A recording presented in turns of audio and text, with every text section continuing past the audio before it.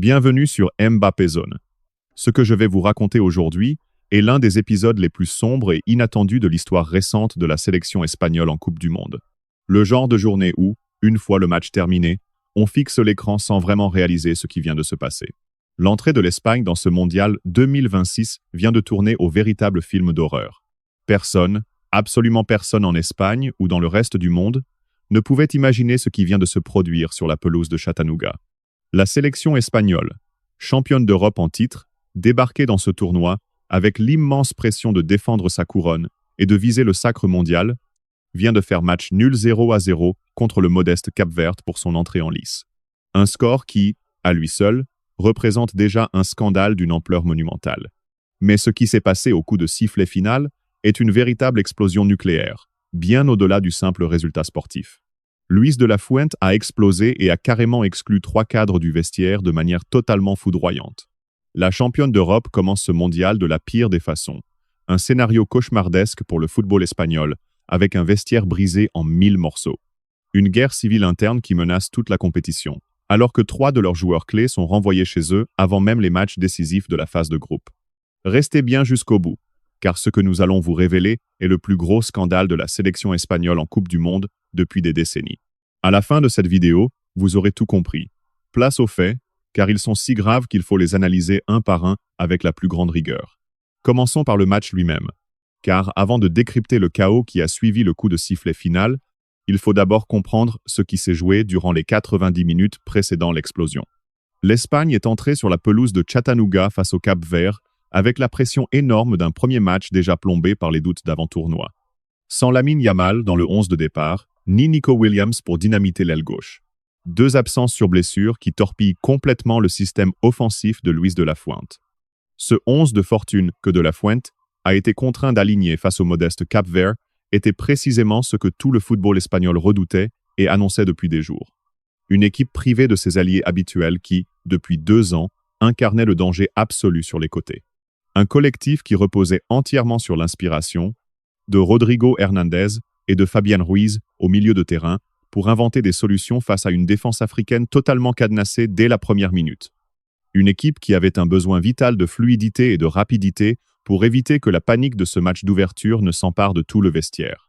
Mais aucune de ces solutions n'est venue durant les 90 minutes. Ce match a été le reflet exact de ce que les fans les plus pessimistes redoutaient après les forfaits de Lamine et de Nico. Une équipe au jeu offensif désespérément stérile, un jeu d'une lenteur prévisible, incapable d'éliminer un joueur ou de peser sur les ailes, sans aucun danger sur les côtés. Sans cette vitesse explosive indispensable pour faire exploser le verrou défensif du Cap-Vert, sans cette étincelle au milieu qui, avec le 11 de départ habituel, aurait largement suffi à faire plier une défense bien loin du niveau des grandes nations européennes ou sud-américaines de cette Coupe du Monde. Les 90 minutes ont défilé dans une angoisse totale pour l'Espagne, se heurtant sans cesse au même rempart adverse, sans jamais déceler la moindre faille pour pousser le ballon au fond des filets. Et lorsque l'arbitre a sifflé la fin de la rencontre à Chattanooga, quand l'écran géant a affiché ce terrible 0-0, confirmant l'un des pires fiascos de l'histoire moderne de la sélection espagnole aux yeux de tous, ce qui s'est produit juste après le coup de sifflet final a choqué tout le monde. C'est précisément ce que je m'apprête à vous révéler à l'instant. Et croyez-moi, ce n'est que le tout début de l'histoire. Car le premier choix radical de Luis de la Fuente après ce triste 0-0 a été le plus inattendu et le plus lourd de conséquences pour la suite. Le coach espagnol n'a pas hésité une seconde après ce naufrage historique et a tranché dans le vif, immédiatement, sans la moindre hésitation ni discussion. Dès le retour au vestiaire dans les coulisses de Chattanooga, Luis de la Fuente a directement ciblé les patrons de la Roja sans ménagement, environ du groupe Rodrigo Hernandez et Fabián Ruiz. 2 hommes qui incarnaient pourtant le cœur historique du milieu espagnol ces 2 dernières années. 2 cadres qui, il y a encore quelques heures, passaient pour des piliers totalement intouchables du schéma de jeu du sélectionneur. La colère de Luis de la Fuente contre Rodrigo est monumentale, et elle repose sur une explication bien précise qu'il convient de détailler maintenant. Le milieu défensif de Manchester City a quitté le terrain visiblement, et furieux à la fin de ce premier match, juste avant de regagner les vestiaires de stade de Chattanooga. Il y a provoqué une scène que Luis de la Fuente a vue de ses propres yeux depuis le banc de touche, un comportement intolérable au sein de son groupe. Rodrigo a contesté très directement, de façon visible et publique, Les consignes tactiques données par son sélectionneur durant cette première rencontre. Un acte d'indiscipline flagrant qui, dans n'importe quel grand club du monde, aurait immédiatement provoqué une réaction foudroyante du coach. Mais sous la direction de Luis de la Fuente, après ce terrible premier match de Coupe du Monde, la sanction est tombée, immédiate et impitoyable. Exclusion immédiate.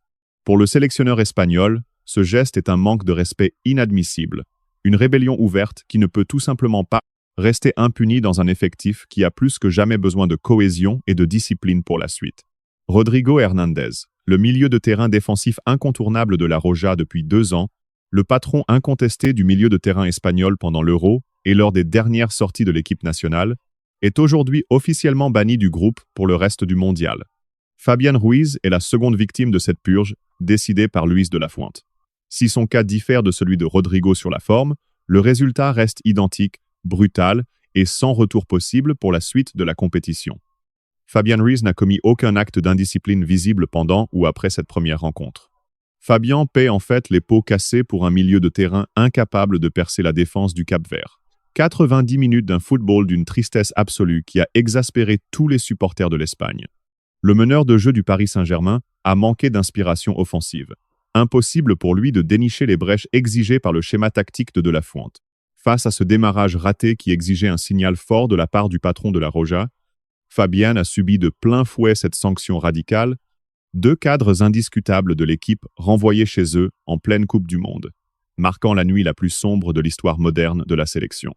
Mais attendez, le plus incroyable dans cette histoire arrive à l'instant même. Car si l'exclusion de Rodrigo et Fabián a totalement sidéré le pays, le comportement de Marc Cucurella est un séisme sans précédent qui plonge l'Espagne dans une crise encore plus dramatique.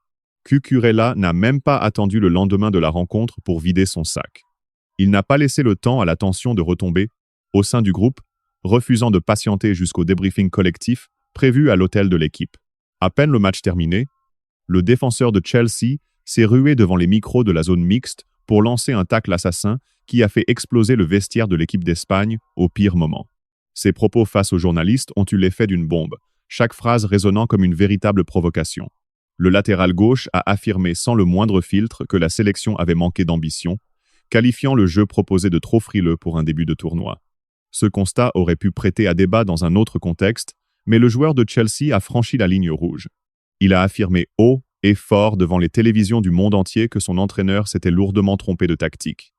Un titulaire indiscutable, un pilier du vestiaire de la Roja, qui descend en flammes son entraîneur en zone mixte quelques minutes seulement après leur entrée en lice, en plein mondial, alors que des matchs cruciaux attendent encore l'équipe, dans un vestiaire sous tension, déjà ébranlé par ce décevant match nul. Impossible de trouver la moindre excuse à ce dérapage qui piétine ouvertement toutes les règles de vie et de discipline au sein de la sélection. Et Luis de la Fuente n'a pas perdu une seconde de trop pour réagir à ces attaques frontales. Dès que les déclarations incendiaires du joueur sont remontées aux oreilles du sélectionneur espagnol, sa sanction est tombée, immédiate et sans la moindre discussion. Marc Cucurella est exclu du groupe. Le latéral, titulaire lors du match contre le Cap-Vert, quitte le rassemblement de la Roja sur le champ. Tout comme Rodrigo et Fabián, il prend la porte sans ménagement ni seconde chance. 3 joueurs majeurs écartés pour indiscipline lors de cette sombre soirée du Mondial 2026. C'est là que cette débâcle prend une tournure historique. Ce qui s'est passé à Chattanooga va bien au-delà d'un simple match nul contre le Cap-Vert, un faux pas qui aurait pu se rattraper par le travail ou le retour des blessés. C'est une véritable crise d'autorité et de cohésion qui frappe l'Espagne, avec des répercussions bien plus graves que ce premier échec sportif. Regardons la vérité en face. Le casse-tête qui attend le sélectionneur pour les prochaines rencontres de poule s'annonce d'une complexité absolue. Sans Lamine Yamal, qui récupère toujours de sa blessure musculaire et dont la présence face à l'Arabie Saoudite ou l'Uruguay reste très incertaine.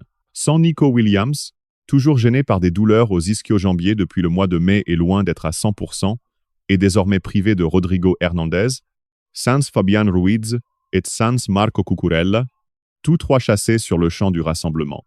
Dès ce premier soir pour motif disciplinaire, exclus définitivement de la sélection, 5 joueurs de moins depuis le début du tournoi il y a peu. Le match contre l'Arabie Saoudite, qui s'annonçait comme le 2e rendez-vous du groupe, une simple formalité pour se relancer après un démarrage catastrophique, se transforme aujourd'hui en un calvaire tactique et mental pour un sélectionneur contraint de tout rebâtir en un temps record. Sans oublier le choc contre l'Uruguay. Si la Roja ne prend pas les points requis lors des 2 premières rencontres, ce choc pourrait bien sceller l'élimination historique de la sélection espagnole dès le premier tour, un fiasco inédit depuis des décennies. Le scénario est d'une violence inouïe, totalement imprévisible pour quiconque suit de près l'actualité du football espagnol. Il y a à peine 4 jours, la Roja était présentée par tous les observateurs comme l'un des favoris indiscutables pour la finale. Ce soir, après son premier match, elle est déjà dos au mur, sans même avoir joué sa deuxième rencontre. Maintenant, il faut pointer du doigt les coupables de ce désastre, car ce naufrage ne s'explique pas seulement par le score final ou les blessures de dernière minute. Des fautes graves ont été commises, et il faut les dénoncer sans détour aujourd'hui. Rodrigo Hernandez est un cadre respecté, un joueur de classe mondiale, un homme assez mûr et expérimenté pour connaître parfaitement les règles sacrées de la vie de groupe durant une Coupe du Monde. Et pourtant, il a choisi de contester ouvertement les consignes du staff juste après le coup de sifflet final de ce match raté. Un choix individuel aux conséquences inévitables que le milieu de terrain va devoir assumer jusqu'au bout. Fabián Ruiz, lui, est un milieu bourré de talent, capable de débloquer n'importe quelle situation face à n'importe quel adversaire. Ce soir, il a été invisible. Face à un tel naufrage collectif, le sélectionneur devait réagir fort, et cela passe par des sanctions sportives immédiates. Enfin, Cucurella a commis l'erreur la plus impardonnable de toutes sur le plan de l'institution. S'en prendre publiquement et de manière directe au sélectionneur national en zone mixte, au beau milieu d'une Coupe du Monde, dépasse largement le cadre d'un simple débat tactique. C'est un coup de poignard à l'unité du vestiaire qui, au haut niveau, exige une sanction radicale et immédiate. Tous les trois, chacun à leur manière, ont joué un rôle direct et impardonnable dans ce qui restera le fiasco le plus sombre de l'Espagne au mondial. Un cauchemar total pour vous, les supporters de longue date, fidèles observateurs lucides qui analysaient cette équipe depuis les tribunes, vous qui saviez que cette sélection espagnole abordait la Coupe du Monde avec d'immenses faiblesses, plombée par les blessures et d'une fragilité mentale évidente face à l'enjeu, alors qu'on vous répétait partout que l'Espagne, tenante du titre européen, possédait le meilleur milieu du globe. Vous qui suivez nos analyses sur les failles de cette sélection et venez de voir vos pires craintes se réaliser de la plus brutale des manières, vous qui venez ici chaque semaine, car vous savez que notre chaîne ose dire ce que les grands médias, muselés par leurs intérêts financiers, passent sous silence. Vous qui répétiez que cette sélection espagnole arrivait au tournoi, avec beaucoup trop d'incertitudes, affaiblie par les pépins physiques et mentalement friable, alors que les bien-pensants vous rappelaient son statut de championne d'Europe au milieu de terrain intouchable. Vous aviez raison. Depuis le début. Et aujourd'hui, après ce triste 0-0 contre le Cap-Vert pour l'entrée en lice, avec l'exclusion directe de Rodrigo, Fabián et Cucurella lors de cette même soirée de fiasco total, la réalité vous donne aujourd'hui raison, avec la force brutale que seul le football peut offrir. 3 points essentiels pour conclure. D'abord, ce nul pathétique de 0-0 contre le Cap-Vert n'est pas un simple faux pas de départ. C'est la preuve évidente que toutes les craintes qui pesaient sur l'équipe avant le coup d'envoi du tournoi, notamment cette terrible inefficacité offensive sans Lamine ni Nico sur les ailes, étaient pleinement justifiées. Tout s'effondre au pire moment possible pour la suite de la compétition. Deuxièmement, l'exclusion disciplinaire simultanée de Rodrigo, Fabián et Cucurella transforme ce premier fiasco en une crise institutionnelle sans aucun précédent dans l'histoire moderne de la sélection. Luis de la Fuente a tranché dans le vif lors de la soirée la plus cauchemardesque de sa carrière, et il lui faut désormais prouver que ce choix fort va provoquer le sursaut d'orgueil et l'union sacrée indispensable pour affronter l'Arabie Saoudite et l'Uruguay. Troisièmement, la Roja est dos au mur au pire moment, privée de 5 cadres qui, il y a 4 jours encore, étaient indispensables au système de jeu. Avec un vestiaire totalement brisé par ce double choc, un score catastrophique, entre expulsions disciplinaires et 2 matchs de poule contre l'Arabie Saoudite et l'Uruguay, il n'y a plus aucun droit à l'erreur. Dites-moi en commentaire ce que vous en pensez. De la Fuente a-t-il bien fait de les exclure si vite? Cucurella avait-il raison de critiquer ouvertement la tactique du sélectionneur après ce premier match? Et d'après vous, l'Espagne peut-elle surmonter ce fiasco pour rester dans la compétition? J'ai hâte de vous lire. Ce canal, on le bâtit ensemble, entre passionnés qui veulent une analyse du foot honnête et sans filtre. Si vous êtes encore là, c'est que vous connaissez la Mbappé Zone. Ici, on dit ce que les grands médias n'osent jamais révéler à cause de leurs intérêts financiers. Chez nous, aucune équipe nationale n'est protégée pour satisfaire des intérêts extérieurs. Aucun joueur ou entraîneur n'est intouchable, au-delà du simple respect que mérite chaque professionnel du milieu. Rien que du football, raconté avec honnêteté et sans filtre. Si cette vidéo vous a semblé capitale, partagez-la immédiatement avec ce supporter de la Roja qui n'arrive toujours pas à croire ce qu'il a vu ce soir à Chattanooga. Envoyez-la à ce fan espagnol qui suit nos vidéos sur la crise depuis des semaines et voit aujourd'hui ses pires craintes se réaliser de la pire des manières ou dans votre groupe WhatsApp où l'on débat vraiment de football. Lâchez un pouce bleu si vous pensez que De La Fuente a eu raison de sévir après le 0-0 contre le Cap-Vert. Abonnez-vous à la chaîne si ce n'est pas encore fait et activez la cloche, car ce qui se prépare pour les prochains jours s'annonce encore plus historique. Dans la prochaine vidéo, je vous dévoilerai en exclusivité les premières réactions de l'entourage de Rodrigo, Fabián et Cucurella après leur exclusion définitive. Nous verrons aussi l'état de santé réel de Lamine Yamal avant le choc contre l'Arabie Saoudite et s'il pourra enfin jouer. Quel est le 11 de départ exact que Luis de la Fuente prépare pour redresser la barre lors de ce match décisif pour l'avenir de l'Espagne? C'est une exclusivité que vous ne trouverez nulle part ailleurs, seulement ici, sur la Mbappé Zone, sans filtre, sans concession et sans trembler face à ce que les autres préfèrent taire. Début catastrophique, 0-0 contre le Cap-Vert. Rodrigo, Fabián et Cucurella virés le même soir, l'Espagne se retrouve déjà dos au mur dans ce mondial, avant même de disputer son deuxième match. Ici, on continue de tout raconter.